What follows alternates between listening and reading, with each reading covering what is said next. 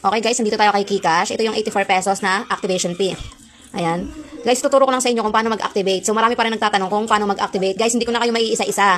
Dahil ano ang ating Facebook, sinususpended tayo ni Facebook pag gamit na gamit ko siya at puro reply ako sa inyo. Napakarami nyo guys. Ganito na lang ha, tuturo ko sa inyo kung paano mag-activate. Ha?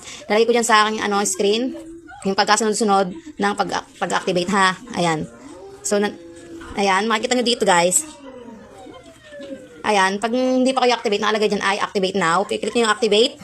Pag na-click nyo na yung activate guys, scroll nyo lang. May makikita kayo dyan. Makikita natin dyan yung QR code. Screenshot natin yung QR code. Pag na-screenshot na natin, punta tayo ng GCash. Okay, open natin si GCash.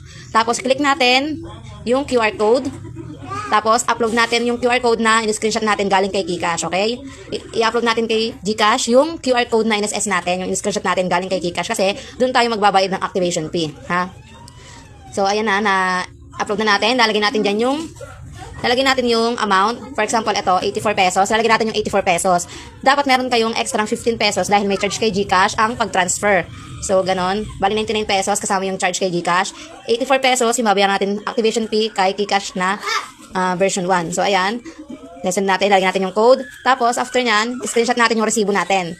After natin may screenshot yung resibo, okay, buksan na natin si GCash. Pag nabuksan natin si GCash, doon natin i-upload yung resibo natin. Ayan, i-upload natin yung resibo. Pag na-upload natin yung resibo, ayan, ano nila yan, nakalagay under review. Hintayin na lang natin siyang ma-approve. 30 minutes to 1 hour. Minsan naman, pag wala naman masyadong, minsan, wala pang 30 minutes, approve na agad yung ating pag-activate. Lalabas na agad ang activated yan, guys. Pag-approve na yung inyong resibo. Ayan, pag okay na activated na, pwede na kayong magsimula, pwede na kayong mag-start maglaro at kumita dito kay GCash, ha? Pares lang sila ng pag-activate. Yung GCash natin na 149 pesos, ganun din ang pag-activate niya, guys. Click nyo lang yung activation, yung active now, screenshot yung QR code, punta kay GCash, doon magbayad. Tapos i-upload nyo doon yung screenshot, enter amount, screenshot nyo na yung resibo, tapos upload ulit natin kay GCash. Ganun lang guys. Tapos hintayin lang natin ma-aprobahan yung inyong resibo. Tapos, ayun na, activate na yung inyong account. Ganun lang guys ha. Dahil marami pa rin nagtatanong guys, hindi ko na kayo kayang isa-isahin. Dahil tayo nasususpended ni Facebook.